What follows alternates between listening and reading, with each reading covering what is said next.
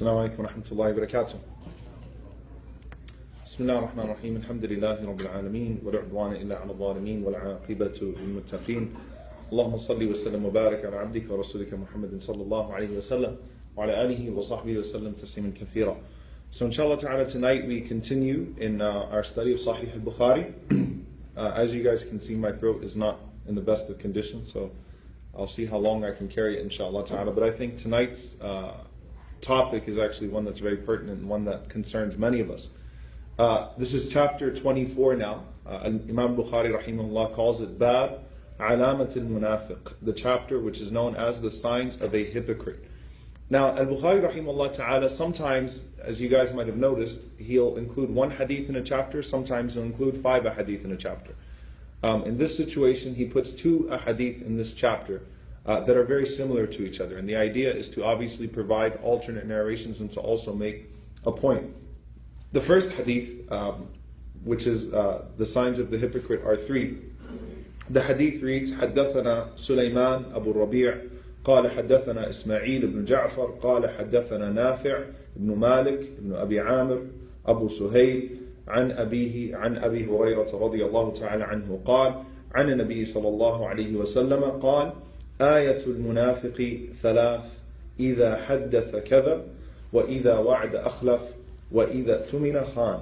So this first hadith is narrated by Abu Hurairah radiallahu ta'ala anhu. He says that the Prophet sallallahu alaihi wasallam said that the signs of a hypocrite are 3. The first sign, إذا حدث كذب, when he speaks, he lies. وَإِذَا وَعَدَ أَخْلَفَ, and if he makes a promise, then he will break that promise. وَإِذَا اؤْتُمِنَ خَانَ, and if he is entrusted with something, he will always prove to be dishonest. He will break that trust. So that's the first hadith. The second hadith, which is almost identical, حدثنا قبيصة بن عقبة قال حدثنا سفيان عن الأعمش عن عبد الله بن مرة عن مسروق عن عبد الله بن عمرو رضي الله تعالى عنه قال أن النبي صلى الله عليه وسلم قال 4 من كن فيه كان منافقا خالصا ومن كانت فيه خصلة منهن كانت فيه خصلة من النفاق حتى يدعها إذا اؤتمن خان وإذا حدث كذب وإذا عاهد غدر وإذا خاصم فجر. So this is the second hadith, which is very similar. We went through the different ones, the different chain as well. Abdullah ibn Amr radiallahu ta'ala anhu narrates this one, that the Prophet ﷺ says, whoever has the following 4 characteristics will be munafiqan khalisan. Munafiq khalis means a complete, pure hypocrite. Whoever has these 4 traits will have pure hypocrisy. And the Prophet ﷺ said, if you have a khasla, if you have one of those traits, then that will be your share of hypocrisy until you give it up. So in this hadith, the Prophet ﷺ gave 4 signs. The first hadith he gave 3. This hadith he gave 4. The first one, when he is entrusted with something, إِذَا اؤْتُمِنَ خَانَ, when he's entrusted with something, he betrays. The second one, whenever he speaks, he lies. The third one, whenever he makes a covenant or when he makes a promise, he proves to be treacherous. There is, by the way, there's something, ghadar here is not just akhlaf, it's not just breaking the promise. It actually has more malice in it as well. So ghadar is actually proves to be treacherous. He was lying all along in essence, and that this contract, this promise that he made, was to gain something to use against you. For, and ghadar, some of the scholars, they said that it includes not only a bad intention, but seeking a bad ends as well. So this is the difference between the 2. And the fourth one, which is the added trait here, when he quarrels, when he gets into an argument, he transgresses. He behaves in a very insulting manner. Okay? وَإِذَا خَاصَمَ فَجَرَ. That's the added trait here that the Prophet ﷺ gave. When he gets into an argument, he behaves in a very nasty way. His temper is very nasty and his arguments are very nasty. Now, first and foremost, before we get into the various lessons we can learn from this hadith, obviously because we're studying the text of Sahih al-Bukhari, why does Imam al-Bukhari rahimahullah include this in Kitab al-Iman, in the book of faith, particularly in this situation? Number 1, if you realize the previous ahadith, al-Bukhari proved kufr duna kufr. He made a point that there are levels of disbelief, right? So he mentioned ahadith in which you have levels of disbelief to prove that there is outright disbelief, there is outright kufr, and then there are actions of kufr, there are actions of disbelief. And if a person is guilty of some actions of disbelief, you cannot call them an outright kafir. You can't call them a disbeliever as a result of that. So there are actions of disbelief. Some of them are minor acts of disbelief. Some of them are major acts of disbelief. And if a person utterly rejects Allah subhanahu wa ta'ala with that outright kufr, then that is the person that is a kafir, that is the person that is a disbeliever. So he proved that. Then last week, who can remember what we proved, the main point we proved last week? Anyone who was taking notes? الَّذِينَ آمَنُوا وَلَمْ يَلْبِسُوا إِيمَانَهُمْ بِظُلْمٍ. So he proved ظُلْم دُونَ ظُلْم, that there are different levels of transgression, of oppression. The ultimate dhulm is what? Ash-shirk billah, right? To associate a partner with Allah subhanahu wa ta'ala. So the Prophet ﷺ mentioned that this is what Luqman al-Hakim intended by that. When he spoke to his son, he said, "La tushrik billah, inna shirka la dhulmun azim." Do not associate a partner with Allah subhanahu wa ta'ala, because verily shirk, verily associating a partner with Allah subhanahu wa ta'ala is an amazing form. It is the worst form of oppression. Okay? So he's proving that there are different levels of dhulm, there are different levels of transgression. Here he wants to prove nifaq duna nifaq, that there are levels of hypocrisy that are of different grades, and there is the ultimate nifaq, okay? What the Prophet ﷺ called munafiq khalis, a pure hypocrite, and there are people that exhibit signs of hypocrisy. There are people that have traits, khisal, that have different traits of hypocrisy, that if they allow those traits to dominate them, then eventually they become complete, utter hypocrites. So he's trying to prove that point. That's number one, why Bukhari rahimahullah puts it here. Number two, he wants to prove the point that sins decrease iman, and good deeds increase iman. Okay? Because if you realize here, the Prophet ﷺ is saying that eventually if you allow these traits to get out of hand, they will take you to that utter state of hypocrisy, to the worst state of hypocrisy. So sins are a direct al-ma'asi. Sins directly decrease your iman, and good deeds increase your iman. And number three, there's a very important point here. Are the signs of a hypocrite 3 or 4? Because how do we reconcile between these two ahadith? Because the layman will see these ahadith and will say, well, one of them must be authentic, the other one must be weak. But obviously, that's the scholars of hadith, they reconcile between narrations. So what are some of the reconciliations we can make between these two ahadith? Why? Because one of them states 3 signs, the other one states 4 signs. The first reconciliation that some of the scholars said, they said the first hadith mentions signs, ayat al-munafiq. Okay? That these are some of the signs of hypocrisy. The second hadith adds one and says this is total hypocrisy. So the Prophet ﷺ did not use the word munafiq khalis, a pure hypocrite, in the first hadith. He mentioned some of the dominant signs of hypocrisy, and then in the second hadith he adds this sign and he says if you top off these 3 things with a bad temper, a person who argues and who transgresses when he argues, then you've reached total hypocrisy. So that's one thing. Some of the scholars, they said the first hadith says 3 signs, the second hadith adds the 4th and says this is total nifaq. The second reconciliation is that the Prophet ﷺ is not saying that these are the only signs of nifaq, that these are the only signs of hypocrisy. He's saying these are the major traits, features of a hypocrite. Okay? But there are other signs of hypocrisy as well. So a person might do other things that would indicate their hypocrisy as well. So the Prophet ﷺ, for example, he said that the most difficult prayers on the hypocrite are which 2 salawat? Which 2 prayers? Fajr and Isha. Why? Because back in the days, Fajr and Isha, there were no lights. Okay? So when you went to Fajr and Isha, no one would see you.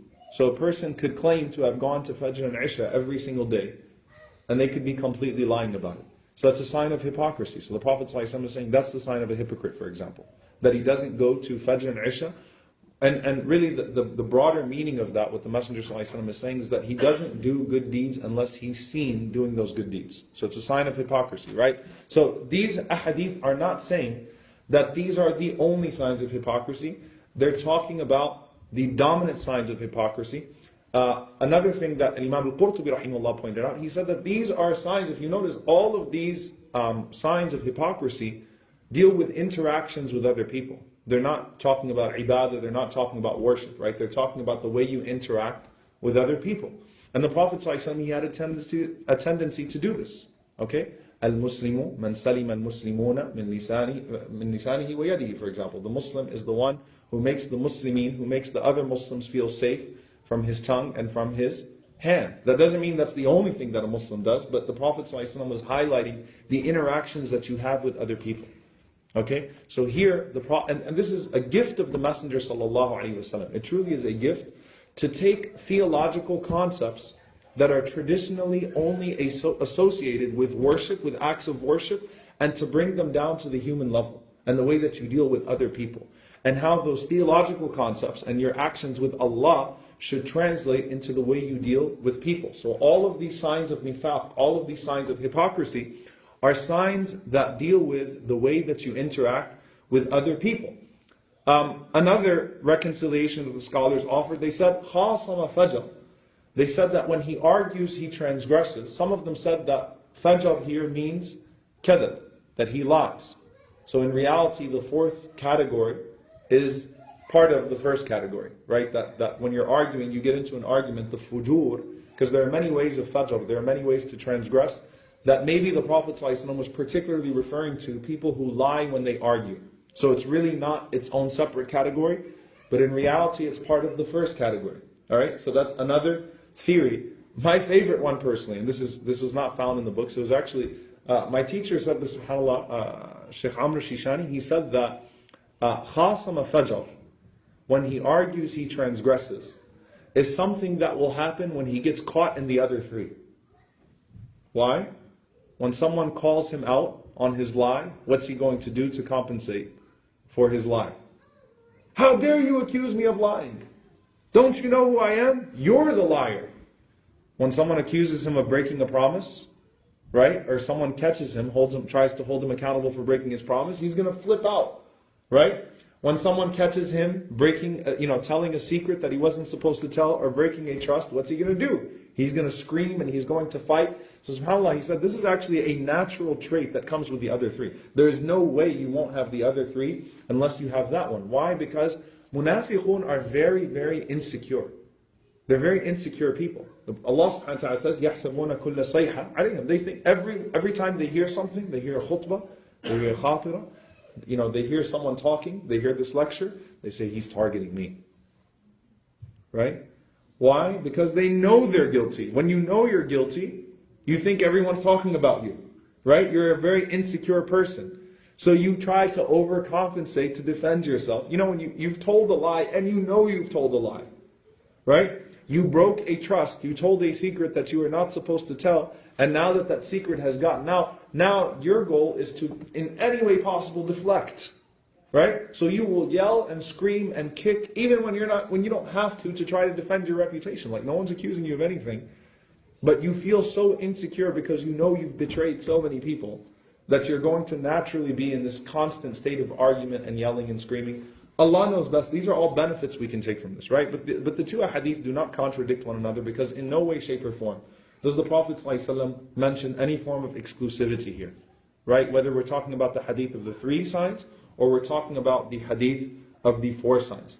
So anyway, one thing that we also take from this, Al-Imam Ibn Hajar, rahimahullah ta'ala, Al-Asqalani, he says something very beautiful. He says that here the Prophet ﷺ has combined between al-fasad fil qawl, al-fasad fil fi'l, wal-fasad fil niyyah. Al-fasad fil qawl, which means corruption in your words. إِذَا حَدَّثَ كَذَبَ. When he speaks, he lies. So there's fasad, there's corruption in speech.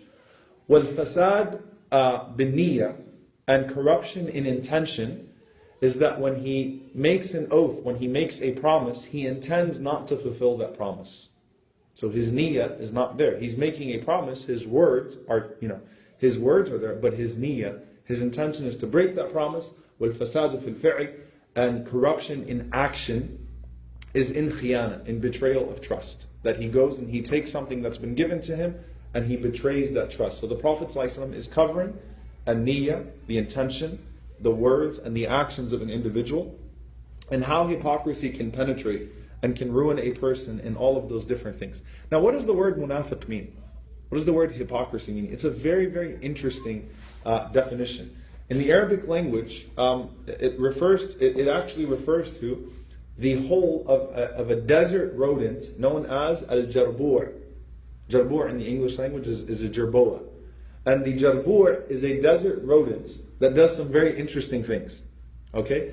What it does is, it in order to protect itself, it digs a hole, okay? Then it covers up that hole so that you would think that it's still solid surface. Alright, so you think it's still a rock, you know, it could drill a hole into certain things, you think it's still hard surface, but it's really you know, a hollow surface, you know, it's really something that can just be pushed through. And then it goes and it escapes through the other direction.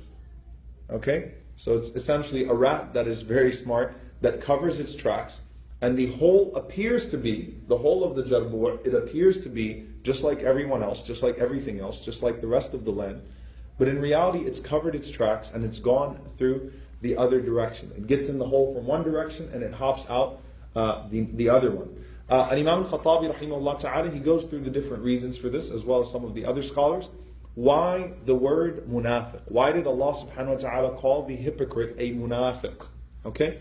The first opinion is that he covers his disbelief and he conceals it. So it's the covering of his kufr. Okay? Concealing disbelief and concealing it. That's the first one. Covering it and concealing it. Okay? So he's likened to the one, what's a tunnel called in the Arabic language? What's a tunnel called? Nafaq, right? So in essence, he's like the one who enters into a nafaq, he enters into a tunnel, he hides inside of it, and he covers his tracks. Okay, so nafaq is a tunnel. So he goes into his tunnel and he conceals his disbelief. The second opinion is that he does the action of nafaqa, which is like the jerboa, which means that he exits iman from a different way than he entered into it. He enters in from one way and he exits from another way. He enters into iman from one way and he exits from another direction. So in essence, just like the jarbur enters into this tunnel from one way and exits out the other, the munafiq enters into iman, but then he loses his iman. He leaves his faith by virtue of his hypocrisy. Alright? So that's the second opinion.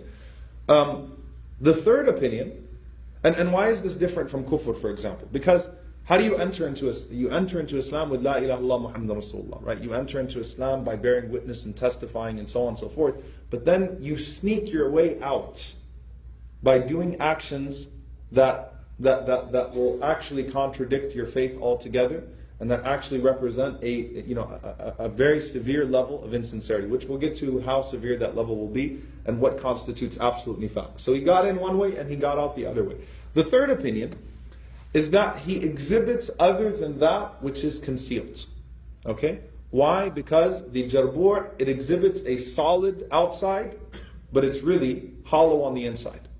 Okay? So he exhibits something, he shows something that is not true. So it's the false image, if you will, right? Because when you're looking at that whole of the jerboa, particularly the jarbur, it covers up and it appears to be something that it's not, right? It appears to be solid, but if you hit it, if you poke it, it's actually not solid at all. Another definition, which is not given by Al-Khattabi, is that the munafiq, and this is very powerful, that the munafiq, when he is tested, he will exit out of that hole. He'll exit out of Islam. Meaning what? You can portray yourself to have sincere belief and to be a sincere believer and so on and so forth, but when the test comes, when you're tested fi sabilillah, you will go out that hole. You will get out of it, right? You'll make your way out of it somehow. Okay? And what that means is that he doesn't have anything to actually hold him in the religion. We find that with the Prophet ﷺ many, many times with the munafiqeen, right? They get to Masjid Suqya before the Battle of Uhud, right? And you know, they have their meeting all together, whatever it is, and the munafiqeen turn away. They don't want to go through with this, right? They turn away from difficult situations, and those difficult situations will expose them. Why? Because they portray themselves to be Muslims in order to benefit. So when the harm outweighs the benefit, they don't want to be Muslim anymore.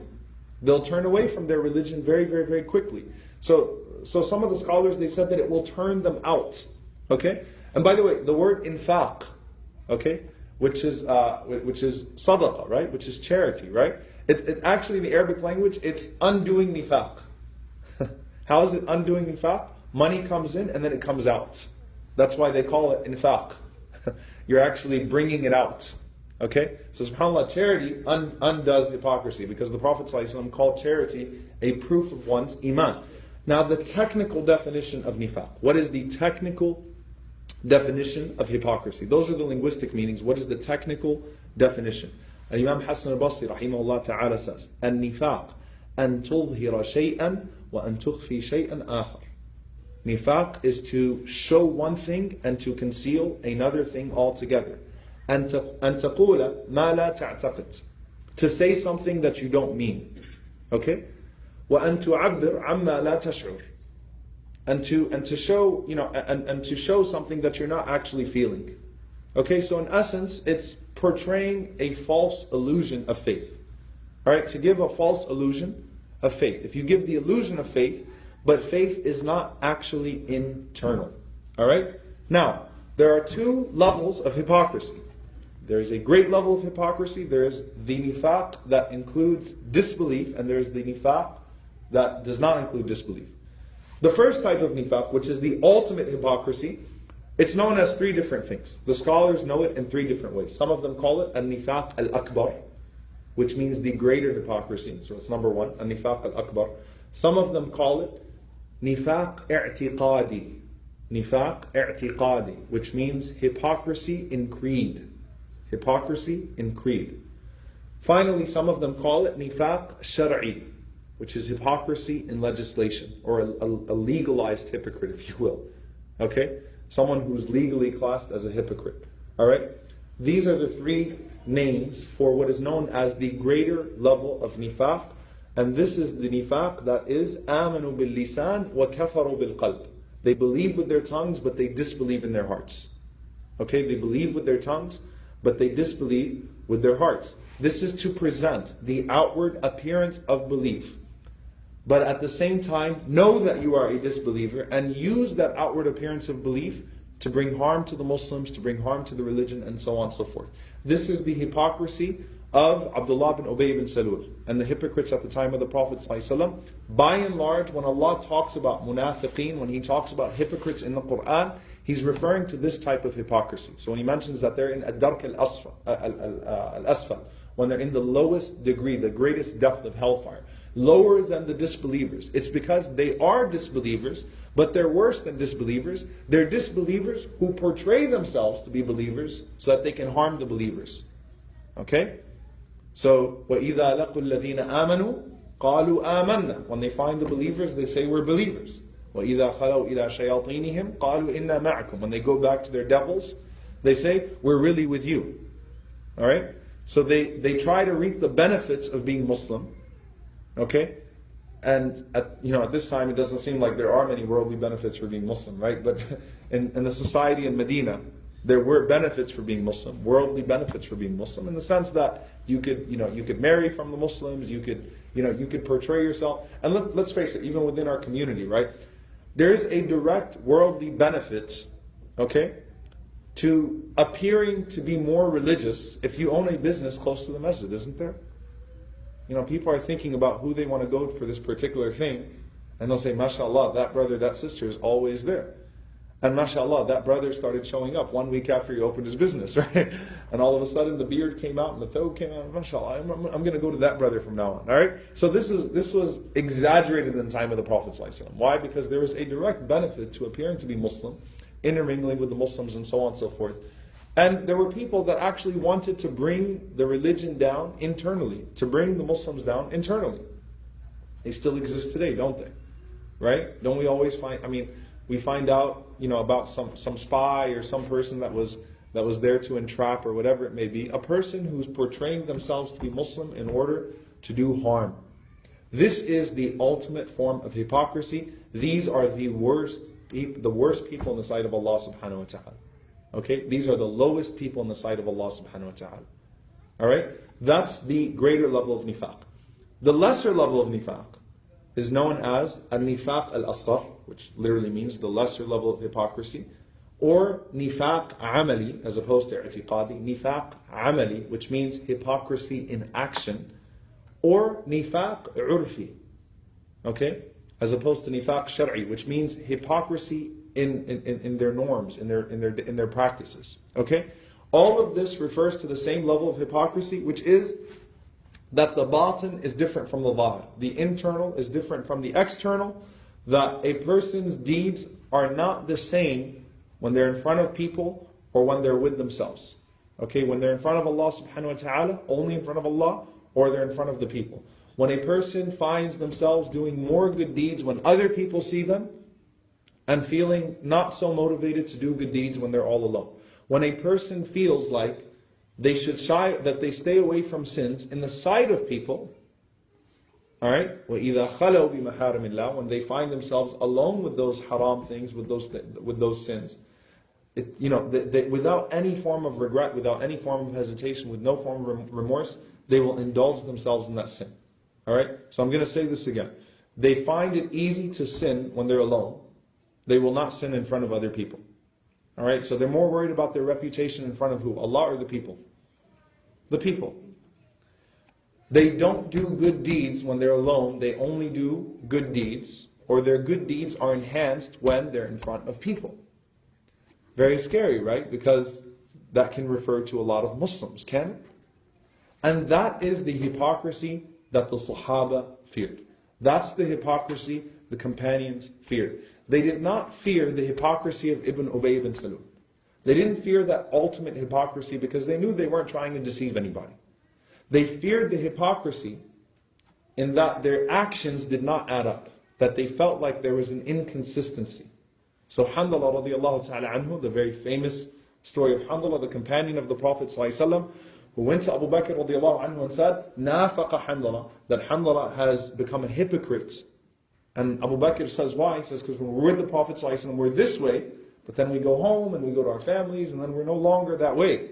And Abu Bakr says, well, if that's the case, Abu Bakr is a munafiq too. Abu Bakr is a hypocrite too. So they go to the Prophet ﷺ saying, we're hypocrites. If they were the major hypocrites, they wouldn't be going to the Prophet ﷺ saying they were hypocrites, because the point of that hypocrisy is to deceive in the first place, right? It's a sign of their sincerity. I mean, you better be careful. You're going to the Prophet ﷺ and saying, Ya Rasulullah, we're munafiqeen. How much fear did they have of Allah subhanahu wa ta'ala? Because they were going to the Prophet ﷺ not fearing the repercussions in this world, they feared them in the hereafter. Like, Ya Rasulullah, correct us. Because if there was anyone in this world that you would have wanted to impress, it would have been the Prophet ﷺ. Right? But they're saying, Ya Rasulullah, we go home and we don't feel it like we do with you. We're not doing the same things when we're with you. And that's what the Prophet ﷺ says, Sa'atan wa sa'a, that 1 hour for this, 1 hour for that. If you were like you are around me all the time, the angels will shake your hands in the streets. Why? Because it's impossible to maintain the same level of output all the time. In an ideal environment and outside of the ideal environment. Right? In Ramadan and outside of Ramadan. You can't maintain the same level. However, there should not be a fall off to where you're doing amazing nawafil, you're doing voluntary good deeds in front of people, but then when you're alone, you don't even do the fara'id, you don't even do the mandatory good deeds. Or you're going overboard in front of the people, but when you're alone, you're soiling yourself in disgusting sins. Okay? That's where the discrepancy becomes too unhealthy. Otherwise, it's only natural that we're going to have some level of discrepancy in our lives, and the companions feared that. Ibn Abi Mulayka, radiallahu ta'ala anhu, rahimahullah, Ibn Abi Mulayka was a qadi, he was a judge from the tabi'een. He says, I met 30 companions of the Prophet sallallahu alaihi wasallam, kulluhum yattahimu nafsahu bin nifaq. Each and every single one of them used to accuse himself of being a hypocrite. Abdullah bin Mas'ud radiallahu ta'ala anhu says, Man amina nifaq fahuwa munafiq. Whoever feels safe from hypocrisy, this type of hypocrisy, is a complete hypocrite. And Imam Hassan al-Basri rahimahullah ta'ala, he once said in a khutbah of his, he says, I swear by Allah, وَالَّذِي نَفْسِي بِيَدِي, I swear by the one in whose hands is my soul, that there has never been a believer who did not fear hypocrisy, and there was never a hypocrite who feared hypocrisy. Okay? So there's no such thing as a believer that doesn't fear hypocrisy, and there's no such thing as a hypocrite who fears hypocrisy. Meaning what? if you just got scared when I started talking about hypocrisy and said, Ya Allah, astaghfirullah, I'm going to try to be better individually, alhamdulillah. There's something good inside of you. There's conscience. So when you sin in private, it's not out of disregard for Allah. It's out of your weakness. Right? You feel bad about it. The fact that you feel bad about it is actually a wonderful thing. Because if you don't feel bad about it, you see some people that say, alhamdulillah, pray 5 times a day, I fast in Ramadan, I'm an amazing person. I have nothing to worry about. MashaAllah, I'm sincere, I have a sincere heart, I do everything for the sake of Allah subhanahu wa ta'ala. If death came to me today, I am pretty sure that I would die shaheed, I'd go to Jannat al-Firdaus.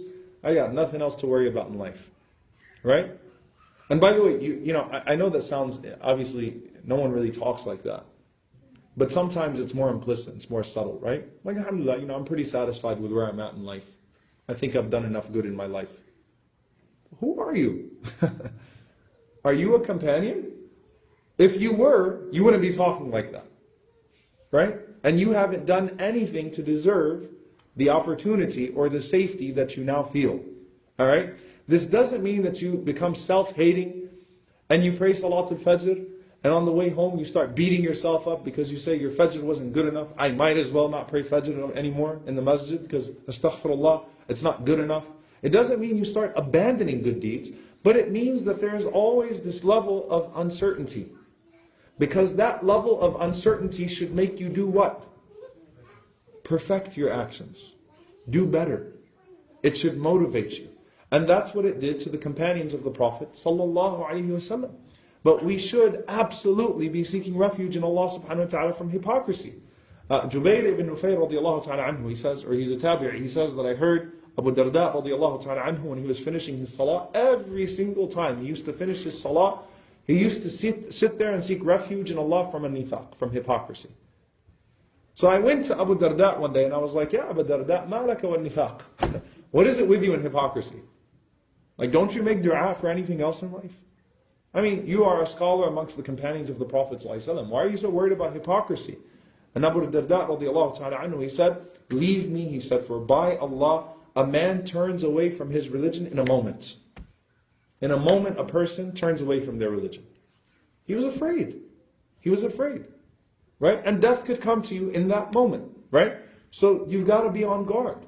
You've got to be careful that the discrepancy does not get to a point where you start to disregard Allah subhanahu wa ta'ala. So it might be initially that, you've just gotten so used to having a private life in which you sin and you don't do good deeds, and a public life in which you portray yourself as super Muslim. You get so used to that discrepancy, you get so comfortable because no one's calling you out on your sins, that eventually those private sins kill your heart, and you no longer feel motivated to do any good deeds in private. And then next thing you know, am I really even a believer? You start to question whether or not there's any level of faith inside of you. So you've got to be at this position where at least there's worry. At least when you do commit those private sins, you cry about them. You say astaghfirullah. You ask Allah to help you get over them. And you seek means. You actually look for ways to treat those sins. Right? You're not comfortable with this discrepancy in your life. That's the bare minimum. You cannot be comfortable with this discrepancy in your life, no matter what that discrepancy is. Now, the Prophet ﷺ, again, Imam Bukhari rahimahullah ta'ala, he put this hadith here. Why? To show at-tadarruj bin nifaq, to show there are levels in hypocrisy.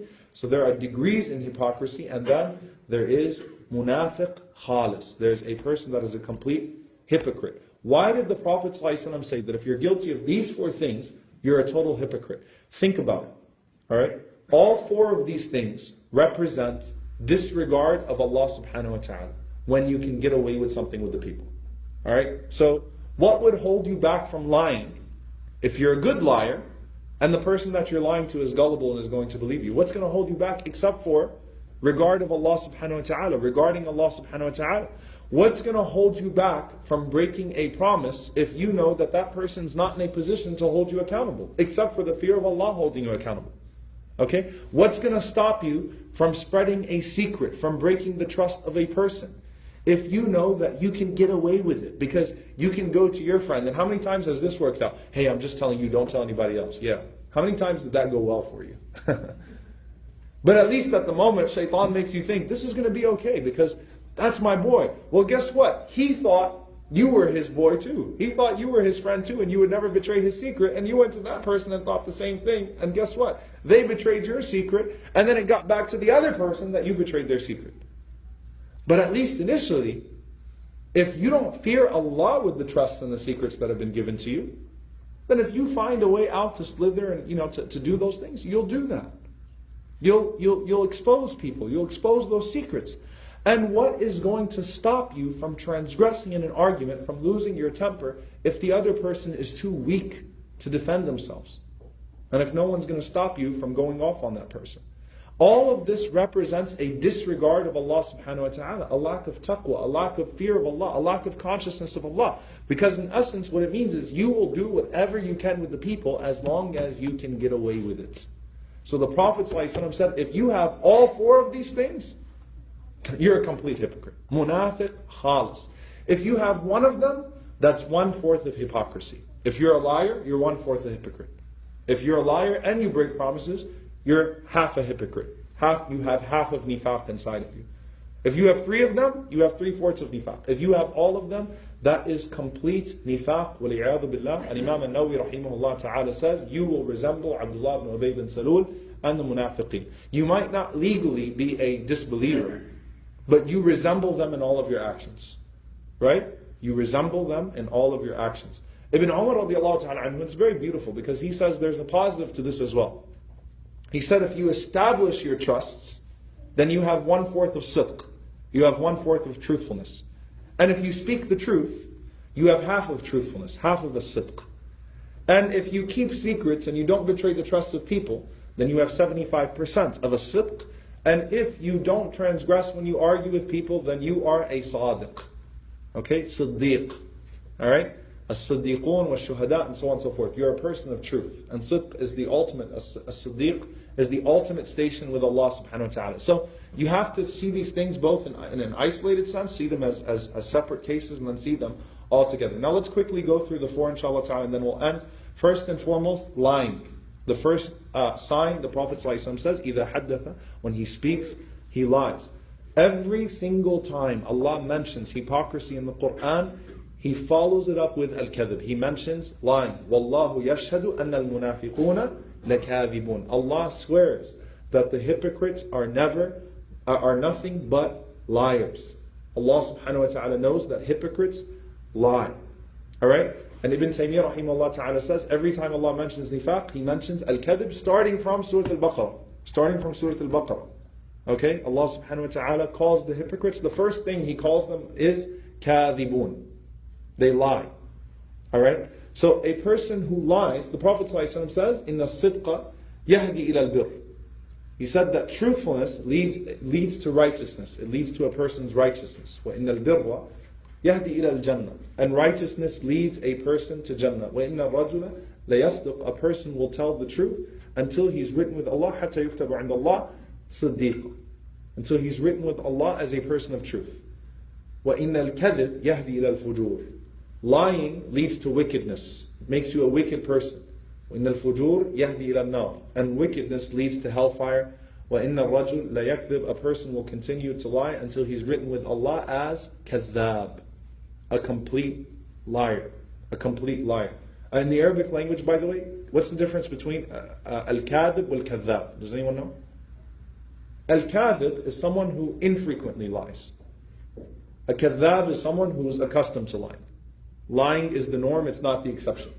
Right? And so it's gradual, right? You get away with a few lies, you decorate a few of your words with lies. First it becomes exaggerations, embellishments in your speech, and then it becomes outright deception. Outright lying, not telling the truth. So sometimes you tell the truth, but you twist the truth. Okay? You tell the truth, but you twist the truth. Alright? You add things to the story that make it untrue. And sometimes you tell an outright lie, and you become accustomed to that. And the Prophet ﷺ, he said that eventually this will lead a person to being a kadhab in the sight of Allah. He's branded as a liar in the sight of Allah subhanahu wa ta'ala. And that is the first sign of hypocrisy and the ultimate sign of hypocrisy. Why? Because it is the most blatant. It's the most blatant. You know when you're telling a lie. There's really no ambiguity with that, right? You know when you're telling a lie. You can't really do anything with that. I mean, you can't bring it up to Allah subhanahu wa ta'ala and say, well, it wasn't really a lie. Okay? You know when you're lying. There's no ambiguity there. It is utter hypocrisy. The second one is to break promises. وَإِذَا وَعَدَ أَخْلَفَ. When he makes a promise, he breaks his promise. Now Imam al-Ghazali rahimahullah ta'ala, he said that this is, what this hadith is referring to, is you already intend to break that promise when you make the promise. There's a difference between the two, right? There's a person that's just sloppy and fulfilling their promises. And there's a person that when he makes a promise, he already knows he's going to break it. He intends to break it anyway. He's making the promise to get himself out of something, right? I promise you I won't do this again. Why? So that you can give me the freedom to go do it again, right? So that you won't put me in a situation where I can't do it again, right? So people that will make promises, and already inside of them they have the niyyah, they have the intention to break it. That was Al-Ghazali rahimahullah's opinion. Some of the other scholars, they said no. They said that the Sahaba, they feared breaking promises, period. And you know, subhanAllah, this is very powerful. There are many stories of the Salaf. One of the most powerful ones that's mentioned in these books, actually, to me at least, is Abdullah ibn Umar radiallahu ta'ala anhu. His daughter got engaged to someone while he was still alive. And you know, he promised that man to marry his daughter to him, and his daughter agreed. So the only thing that was left was the fulfillment of the promise, was the nikah. Abdullah ibn Umar radiallahu ta'ala anhu was poisoned. On his deathbed, Ibn Umar calls his daughter and begs her to marry this man before he dies, so that he doesn't meet Allah subhanahu wa ta'ala with a broken promise. Like, he doesn't want to meet Allah with a single broken promise. Abdullah ibn Mubarak rahimahullah ta'ala says, I once borrowed a pen from someone in a Sham. And he said, I went back to Maru, which is modern day Iran, where he lived. And he said, I forgot to give the man back his pen. He said, I went all the way back to Syria to give him back his pen, because I promised him I'd give him back his pen. This was the level that these people had with making promises. And that's why the Prophet ﷺ says, if you're invited to someone's house, all right, and you accept an invitation, and then someone else invites you, all right, you're bound by the first one. You're bound by the first one because you accepted that invitation. You go to the first person. Unless you can go to the first person and you can find a way out, right, by speaking to that person, you are bound by the first person that you accepted the invitation to, right? So this idea of holding on to our promises, and especially it gets more serious when you involve al-half, when you involve an oath. Wallahi, one of the most abused words in Islam, right? Constantly swearing by Allah subhanahu wa ta'ala, or even worse, or not necessarily worse than that, but more common, inshallah. Alright? Inshallah, which means no. It's a more polite letdown, right? Inshallah. Right? Inshallah khair. Inshallah. Inshallah. Inshallah means no. Right? So, you know, look, at the end of the day, we have to not be committal. We should not commit to things that we're not able to do. That is a sign of hypocrisy. And let's say that the definition of Al-Ghazali rahimahullah ta'ala is right, and other scholars held that opinion as well, that when you make the promise in the first place, you already intend to break it. If you yourself have gotten so accustomed to breaking promises, then you know at some point when you're making a promise that you're not going to fulfill it. You would have reached that level of eventually anyway. Like, yeah, I'll get it to you tomorrow, inshallah. All right? You already know inside of you at that point that every time you've said, I'd get it to you tomorrow, inshallah, it meant next week. All right? So you've reached that level anyway. All right? You've reached that level anywhere where you're no longer in the gray area. So, وَإِذَا وَعَدَ أَخْلَفَ. To hold on to your promises. وَإِذَا تُمِنَ خَانٍ. When you are given a trust, you don't break that trust. Ya Allah, in this day and age, Rasulullah ﷺ says, إِذَا حَدَثَ الرَّجُلْ حَدِيثًا ثُمَّ الْتَفَتَ فَهُوَ أَمَانَةٌ. If someone says something to you and then turns away from you, that is a trust. That's an amana with you. How often do we forward things that we're not authorized to forward? Do we show text messages to people that we're not supposed to be text messaging? Do we BCC other people on emails? Do we tell other people about conversations that we know the other person did not want us to share? How often do we do that? And how easy is it to break amana in this day and age, in the digital age. It's extremely easy and it is very, very, very dangerous. People trust you when they speak to you. When people speak to you, they think they're speaking to you only. When they email you, they're sending an email to you. They're not sending an email to your friends. When they send you a text message, they're sending that text message to you. If they did not think that you were going to show it to another person, even if they don't have to, you know the disclaimers that are on the bottom of like business emails and stuff like that? You know, which threaten people from forwarding and stuff like that, and this is private communication. That's not necessary to make it an amana. That's legal.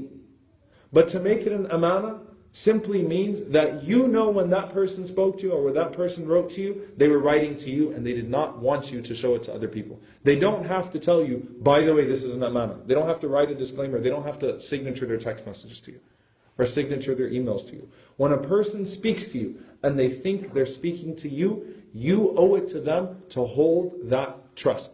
And if you take those words, especially the worst thing that you could do is you take those words and you go to someone and someone says something to you about another person or something that will cause a rift between that person and another person.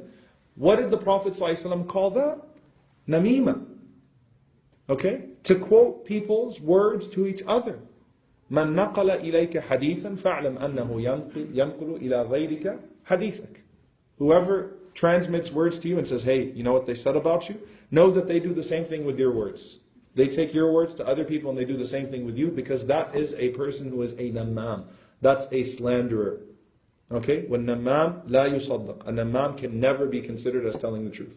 You reject everything that that person has to say. That's what the Prophet ﷺ meant when he says, dhul wajhain, a person who's two-faced. A person who's two-faced is exactly that. Alright? So it's even worse now, because that's what we tend to do, right? We tend to take those words, we tend to take those text messages, those emails. Look what they said about you. Look what they said about you. That takes you from breaking amana to namima, to a far more severe state of disobedience. You know, really, if there is one thing that you could do, subhanAllah, you know, in this day and age, if you become that person of integrity, Allah knows how hard it is. Honestly, Allah knows how hard it is. There are very few people that will actually maintain the trusts and the secrets of people. Take it upon yourself, seriously, to do this for the sake of Allah subhanahu wa ta'ala. Like, I'm not going to be that person, no matter how much it's done with me, because that also normalizes things, right? Because you know people have done the same with you. So you start to do it with other people as well. That is your sidq with Allah subhanahu wa ta'ala. That's your truthfulness with Allah subhanahu wa ta'ala. Finally, وَإِذَا خَاصَمَ فَجَرَ.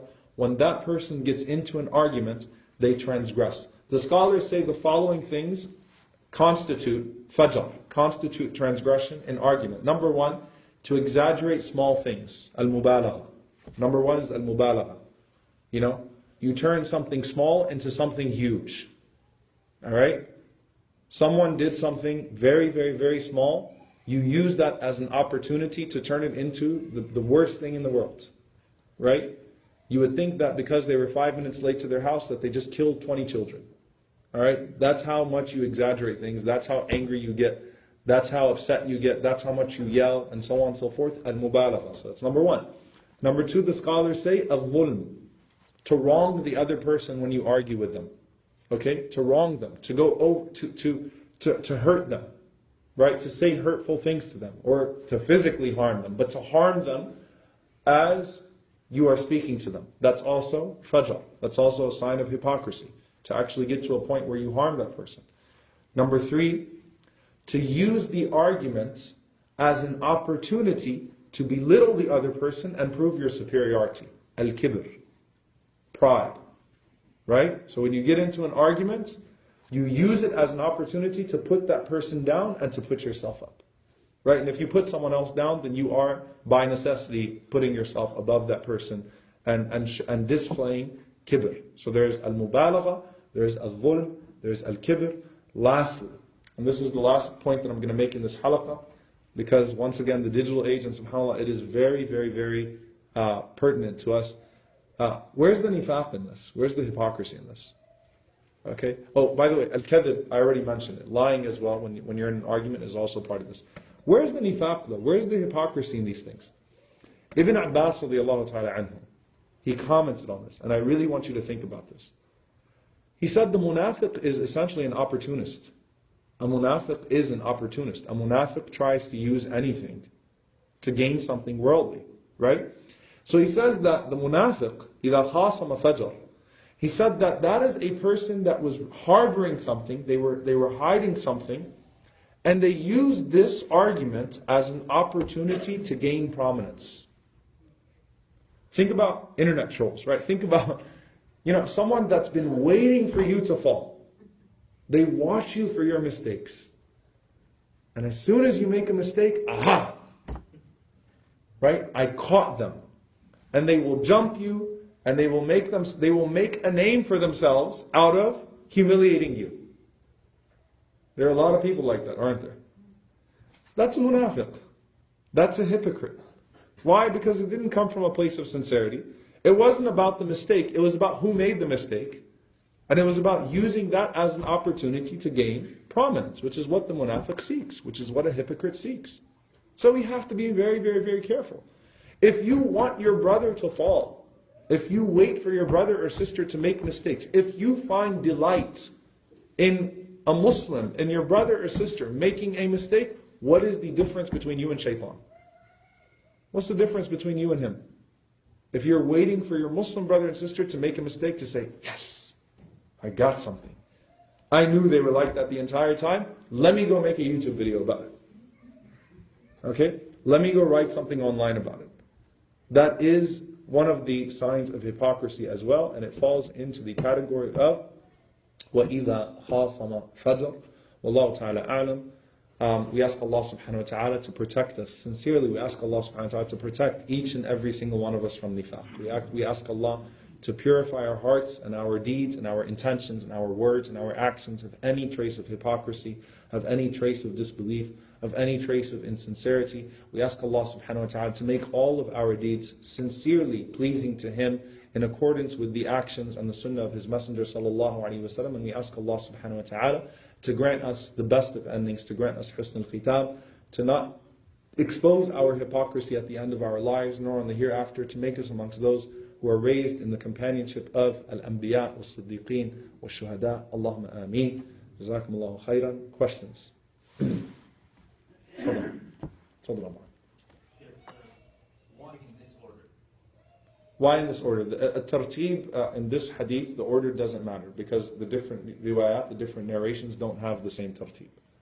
They don't have the same order. So there is no order here that we can, that's divine in that regard. Wallahu a'lam.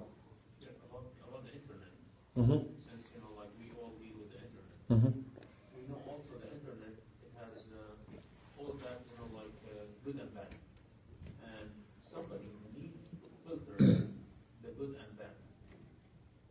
And if you find something that really might hurt, and you are sincere, and based on knowledge, that this is might hurt the ummah, you need to point it out. Otherwise, this will have a conflict with nasiha. Right. So it is very sensitive and Pointing out a flaw online, right? So something happens publicly, you need to clarify the mistake. The ideal situation is if you can contact that person privately, you should contact that person privately, even if it was a public mistake. Why? Because before you correct a person's public mistake publicly, your goal should be to privately correct them so that they correct their own mistake publicly, so that you don't take credit for it. That's ikhlas, that's sincerity. That's number one. I'm saying, because a lot of times, at least in North America, it's very hard to make the claim that you could not get in touch with somebody in some way, shape, or form. That the only way that you could do something is to blast someone publicly, right? Firstly, you should privately, even if you can find a way to send a message to someone, you should privately exhaust those opportunities and hope that that private nasiha will cause them to correct themselves publicly. Then, if they refuse, then you have the right to correct them publicly. You should not transgress when you correct them publicly. You should mention everything good that you possibly can about that person, but say they made this mistake, because your goal is to maintain the integrity of your brother while not allowing people to fall into the mistake that your brother has made. So you'll maintain the integrity of your brother, And then you will point out that this was a mistake. You don't go on there and start insulting and say this person, this person, that, this dog said this and that. If it's a person of fadl, especially if it's a person of goodness, a person who's generally exhibited goodness. So we have to walk a very, very, very fine line. Even, let's say a WhatsApp group, okay? If someone says something, someone makes a mistake publicly, it's better if you can send that person a text message, right? Send that person a message and say, hey, listen, I think you should retract that, say this. It's better to always try to maintain the dignity of your brother while still clarifying the mistake. The ideal situation is that that person will clarify their own mistake. If you cannot reach a person publicly, don't transgress when you correct. Don't transgress when you point out. No insulting the person. Don't say that this person is this, don't say that person is that. Simply point out the mistake so that people would not fall into that mistake, and it should not go beyond that. Wallahu ta'ala. Jazakallah khair. Yes. I had this question, on the topic came to me about this. But, like, you know how in the dua, normally, Muslim dua, like, Allahumma ja'alni sabura wa ja'alni shakura wa ja'alni fi ayni sabira wa fi a'yuni nasi kabira. I don't really know how to, like, understand that dua. Like, wa fi a'yuni nasi kabira, why would you want, like, other people to think about you so greatly? That dua is not actually from the Prophet ﷺ. Really? Yeah. I had a feeling I did istikhara if I should do the dua or not. Like, that's Well, there you go. Is that really not like? No. Actually, the du'as of the Salaf, the du'as of the predecessors will almost contradict that. So, Allahumma ighfir li ma la ya'lamun. Forgive me for that which they don't know about me. وَجَعَلْنِي أَحْسَنَ مِمَّا يَقُولُونَ أَوْ يَظُنُّونَ. Right? Make me better than what they say about me. Make me better than what they think about me. There's a very beautiful du'a from Ubadah ibn Samit radiyallahu ta'ala anhu. Said, أعوذ بالله أن أكون subhanallah عظيما في نفسي وعند الله حقيرا.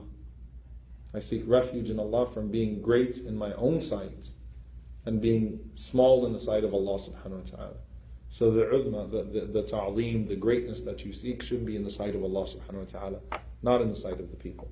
However, no one wants to live a life of shame. No one wants to live a life of slander. You don't seek that from anyone. You want to live a life of dignity, where you can perform your deeds without being worried or bothered about slander and so on and so forth. No one likes to live a life of slander. It's the right to clarify, to defend your reputation against bad things that have been said against you, but a person should not be overly concerned with how people perceive them. Wallahu a'lam. Yes? In the present world, there are dealings between people and dealings between countries. Right. And every country has got its own. If you look at the present day diplomacy, you find that hypocrisy is a part of it, the real part of it. Because every country has got its own interest. What a person do if he is working for a country and maybe just in a foreign ministry, and right. he finds that the policy of the government is not consistent with his own ideology and thinking. Long story. So, the GOP debate's on right now, so alhamdulillah, alladhi anjana minha. Alhamdulillah, Allah saved us from it, and and everyone that watched and things of that sort. But the question is, what do you do when you're involved in government work and diplomacy, which naturally entails a certain level of hypocrisy? Look, we have to change the trends. I sincerely believe that there is still a capability, because Allah subhanahu wa ta'ala at the end of the day, قُلِ اللَّهُمَّ مَالِكَ الْمُلْكِ تُؤْتِي الْمُلْكَ مَنْ تَشَاءُ وَتَنْزِعُ الْمُلْكَ مِمَّنْ تَشَاءُ وَتُعِزُّ مَنْ تَشَاءُ وَتُذِلُّ مَنْ تَشَاءُ. Allah gives dignity and honor, and Allah humiliates whom He wills. I sincerely believe that if a person of principle maintains their principles and does what they do for the sake of Allah subhanahu wa ta'ala within any field, as naive as it may seem, Allah subhanahu wa ta'ala will support that person, and Allah subhanahu wa ta'ala will help that person. Ibn Taymiyyah rahimahullah ta'ala says, وَإِنَّ اللَّهَ لَيُقِيمُ الدَّوْلَةَ الْعَادِلَةَ وَإِنْ كَانَتْ كَافِرَةً وَيَهْدِمْ الدَّوْلَةَ الظَّالِمَةَ وَإِنْ كَانَتْ مُسْلِمَةً. Allah subhanahu wa ta'ala establishes a just nation even if it's a disbelieving nation. And He destroys an oppressive nation even if it's a Muslim nation. So we should not allow the corruption of governments to corrupt us as well. We should maintain our principle. Being diplomatic and choosing your words wisely is one thing. Being a liar and cheating people is another thing altogether. Ittaqullah mastata'tum. You fear Allah as much as you can. And we ask Allah subhanahu wa ta'ala protection from ever being in a place where we have to sacrifice our principles, or we feel compelled to sacrifice our principles. And we fool ourselves into thinking that we can achieve any good by sacrificing those principles. And Allah knows best. Yes? Is it true that being late all the time is sign of hypocrisy? Is being late all the time a sign of hypocrisy? If that's the case, the Muslim Ummah is in trouble. Is being late a sign of hypocrisy? It can be. So for example, being in the last rows and so on and so forth. I mean, look, it can be. And being late to gatherings and so on and so forth, it can be, but not necessarily. Not necessarily. So There's no hadith that being taught. I wish there was a hadith like that. That being late is a sign of hypocrisy. Then we'd all be good. But no, and let's face it, one of the problems in the Muslim world, one of the pitfalls in the Muslim world is that people don't have discipline in their time. Whereas the Prophet ﷺ and the Sahaba had great discipline with their time. Burika li ummati fi bukuriha. They used to start their days early, blessed for the sake of Allah subhanahu wa ta'ala. They were very on time. And they managed their schedules appropriately. And we all need some help with that, inshallah ta'ala. Alright, I'm going to go ahead and end it, inshallah, and I'll take questions privately. Barakallahu li wa lakum, subhanakallah muhamdik, ashadu wa la ilaha illa anta, astaghfiruka wa atubu ilayk. Inshallah ta'ala, I will see you all next week. Wassalamu alaikum wa rahmatullahi wa barakatuh. Subhanakallah muhamdik, ashadu wa la ilaha illa anta.